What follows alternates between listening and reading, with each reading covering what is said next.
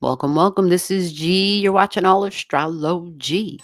This is your week of October 27th and the following 7 days. October 27th, we got Jupiter up front, and we also have the North and the South Node. There will be a couple other things we're focusing on for this week, so we're going to kind of try to keep this one a little bit simplified. Jupiter, Jupiter, Jupiter, Jupiter. The week starts off on the 27th with Jupiter at 24 degrees. So that is your Pisces degree. So it's some strong Pisces and Jupiter energy, Jupiter, ancient ruler of Pisces. It's in Cancer and it's been moving quite slow. So it's going to be really strong at that 24 degrees with surrender and peace and music and sound and make-believe, government and institutional energy. This is creative energy, Hollywood, nature, sci-fi. It's an abundance of that at that 24 degrees, at that Pisces degree. We think also of like judges, spiritual leaders even, but definitely public figures, politicians. In Cancer, we're talking mom and family, home and emotions, and the public, and our feelings, and our emotional security. So this is all going to change when Jupiter makes a move to 25 degrees. The 25 degrees is the Aries degree. So that really changes things, doesn't it? It's starting something. It's initiating something. It's Aries, so it might be kind of like, whoa, where did that come from? It might be sudden and quick, especially with our emotions, right? Cancer energy, our emotions, the public's emotions. The 25 degrees, Jupiter it gets there, but it doesn't move real fast because it starts retrograding at 25. So what that's going to mean is that we're going to have a lot of strong Mars energy mixed with Jupiter. Military might, meaning strong military actions, are possible and coordinated overseas. I know NATO had some strong words recently, and institutional energies, the 24. So institutional energy coming together possibly to put on a strong face, to put on, just a strong military presence. It's possible. And that can go a lot of different ways, whether it's no longer supplying arms because it's Jupiter. And we talked about, the 24 degrees, possibly, even if it's not a surrender, it can be, well, we're not going to be involved in this anymore. That's possible. We'll see. We've seen a lot of double talk, a lot of flip-flopping, a lot of one day we're saying this, the next day we're saying that. So the emotions are still going to be running high because it's Jupiter increasing our emotions with Cancer.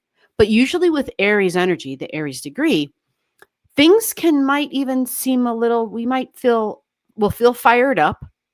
We might get easily irritated and agitated. Mars needs a mission.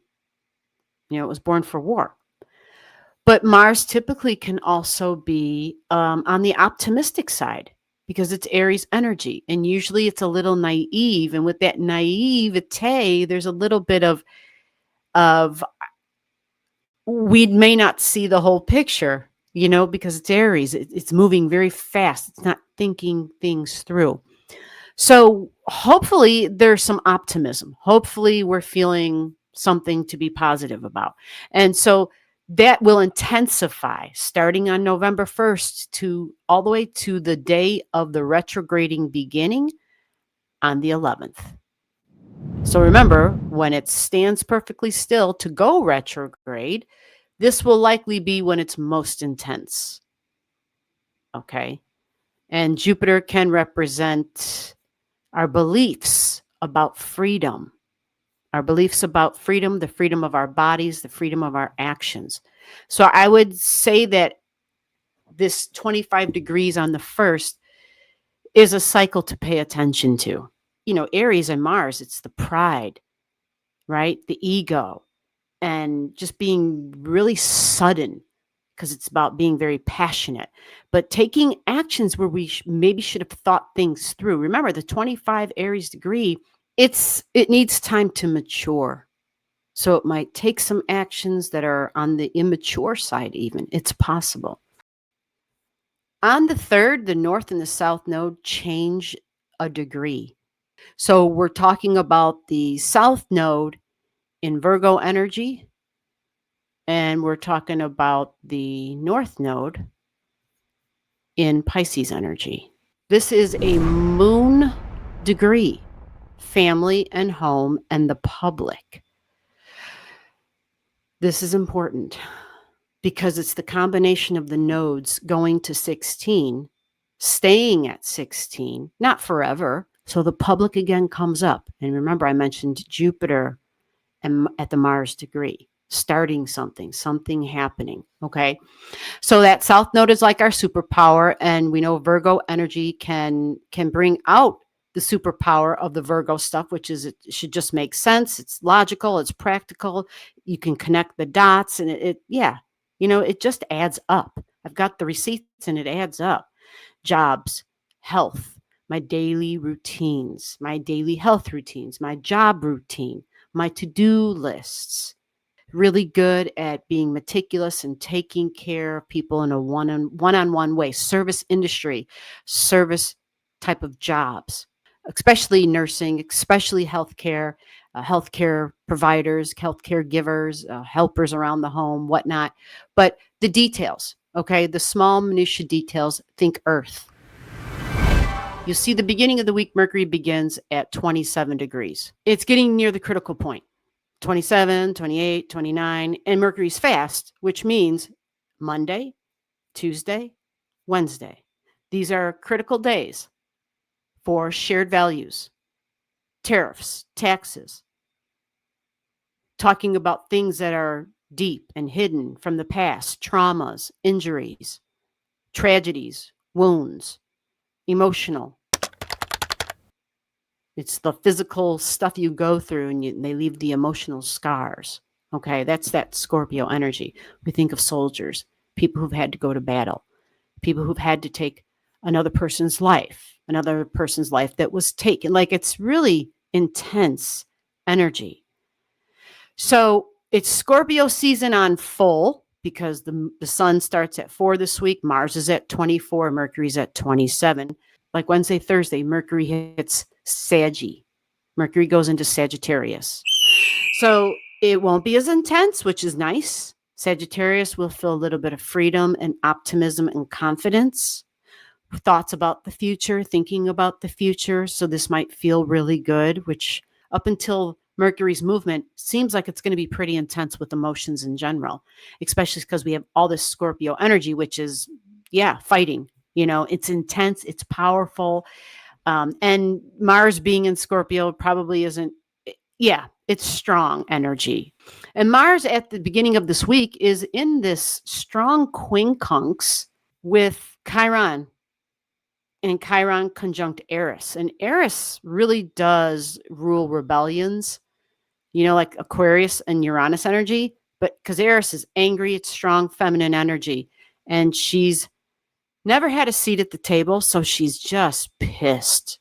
Eris is Mars' sister, pissed off energy. So when we get to the 9th, Mercury begins her retrograde. And her retrograde begins at 6 degrees of Sagittarius. So that begins this week. 6 degrees of Sag going back all the way into Scorpio to about 20 degrees. So just keep in mind, if you have major decisions to make, if you have decisions, choices, options, if it's major, you want to kind of delay. You want to say, can I have a little bit of time to think about this? And you really kind of want to wait until Mercury goes backwards to the 20 degrees and goes forward. You want to wait till Mercury is moving direct and has cleared the 6 degrees of Sagittarius. If you can't do that, then you get the advice from somebody else. Professional advice, possibly. If you can't afford that, then you get a couple of other eyes, people you trust to look at whatever and to feel them out and to talk things over if you have to make a major decision. on the 11th, Jupiter at 25 degrees begins its retrograde on the 11th. So this is government energy. This is restructuring. This is reorganizing. Okay.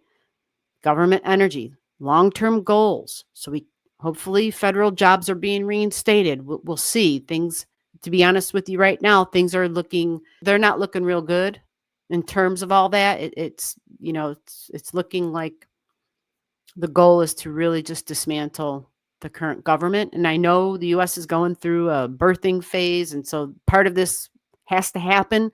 The way to talk about this in my mind, at least visually what I'm seeing, I'm being shown a surgeon, somebody who's dressed up to look like a surgeon, and there's a patient on the table. And I mean, they got the scrubs on, they've got the hands have been washed, and they're walking in like this, and they've got their staff standing around. It's a really delicate surgery. They're supposed to be like laser surgery, but instead the surgeon turns, reaches down, and comes back, and the surgeon's got an axe. You would never have a surgeon who's supposed to be performing laser surgery using an axe. You see? And that's the difference. Sure, there's got to be something has to be cut away, but you don't use an axe for something like that. This is a delicate process. But we're just going to kind of hold the fort and be diligent and try to find optimism when we can and find support from people and groups in whatever way that we can that feeds the hope. That's what we need to do. Feed the hope. This is a difficult process, but we are going to get through this. There's really and truly more that as human beings, regardless of what country you belong to, and regardless of what your political affiliations are, we have more in common as human beings than we could ever have based on which political party I identify with. And that's where the people have to truly, truly, truly just, see it and believe it and live it.